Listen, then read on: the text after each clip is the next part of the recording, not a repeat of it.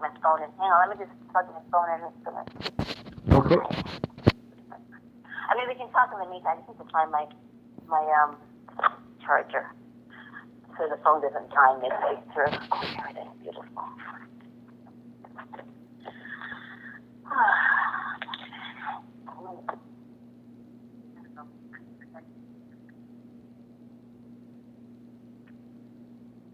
Okay.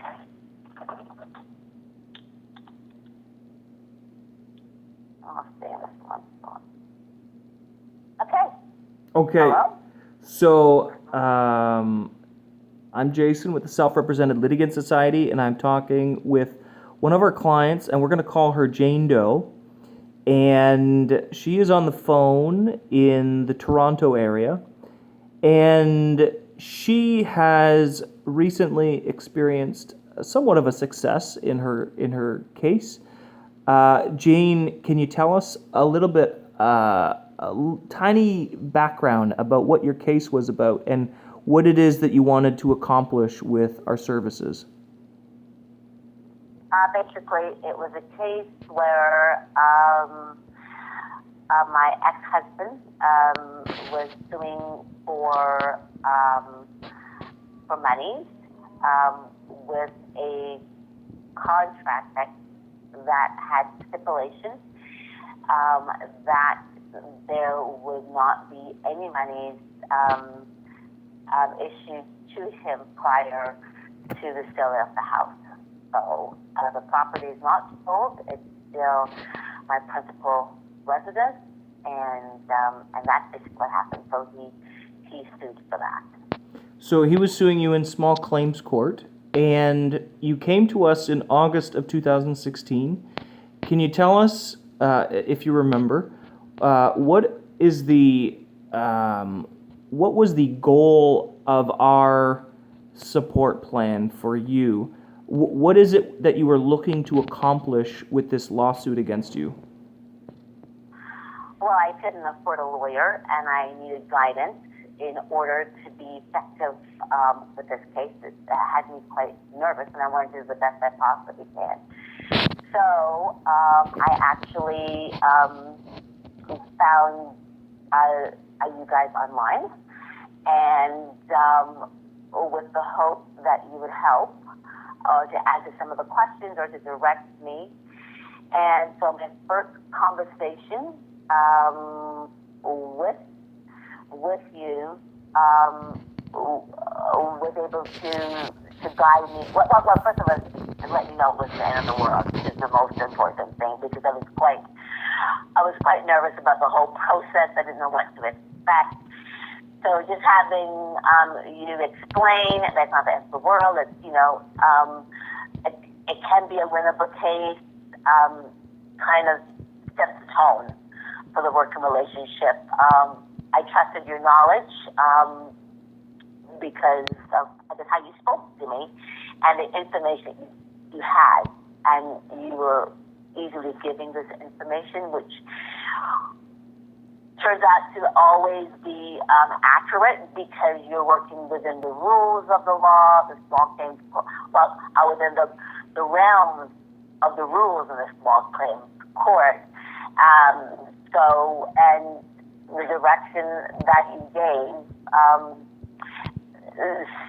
seemed to, at each stage, brought me success in the outcome. So, do you remember what the type of judgment you desired when we first did our intake? Do you remember what you noted on our intake session? I wanted to set aside because I had missed the opportunity to file a defense, and so that was some of the direction that you gave that I don't think I would be able to. And I'll find it out on myself, because there's a lot of rules in the small claims court. So by you narrowing it down, where to look, what to read, and the suggestions of other resources from other authors for the process, made it easier. So my aim was to set aside the judgment. I was successful in being able to set aside the judgment in order to file a defense, in which I also successfully filed as well. So, we at some point failed to get your confidence level before we set out. Do you think that your confidence level has changed? So now, fast forward, this is now January 17th, 2017, several months later. Do you think your confidence level in being in a courtroom now as a self-represented litigant has changed? I think I would still need assistance, but I think in terms of delivering my arguments, knowledge is power, right? So I think because I'm more aware, yes, I think my level has increased. Great. In terms of,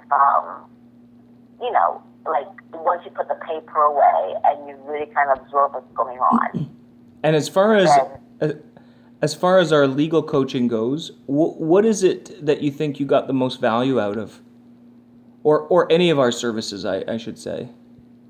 Cost. The most value is just to be honest, the most value is the comfort level that I was put at. That made me feel it was not the end of the world, because I honestly thought, it was the end of the world. But in having that bit of comfort level bestowed on me made me realize how much more I could actually offer the case on my own, like independently. So once we have a discussion and the knowledge is, that imparted to me, and I'm doing the research that's suggested, then, so it's good that I was taking ownership as well, because I also worked with it. It wasn't all done, because quite often you go to a lawyer, pay thousands of dollars, and you really don't come out with anything.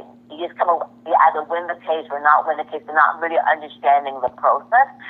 So because I had an opportunity to be an integral part in defending my own case and looking for the information and getting the information, understanding the information in terms of the rules and able to implement those rules, it really made my experience different and, of course, heightened my confidence that way. And just for the record, I know we discussed it before I started recording. How much money did you invest in defending yourself in the small claims matter? In total? In total, even with your lost pay from work and the money that you invested with our services, total. I guess $1,000, I guess. No. Maybe about $700-800. Okay. And then,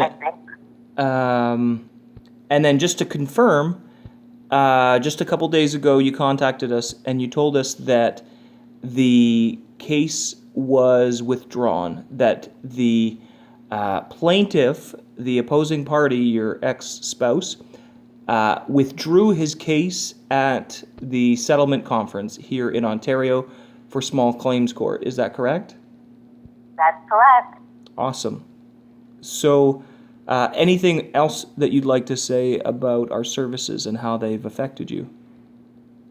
Well, I guess the reality is that many, especially single persons, single women, the average working class, and even those who have money really cannot afford the lawyer to have your cases done. So because you can or you tend not to do anything about it, and then you let it slip, I think if more people knew about this, I totally by accident, came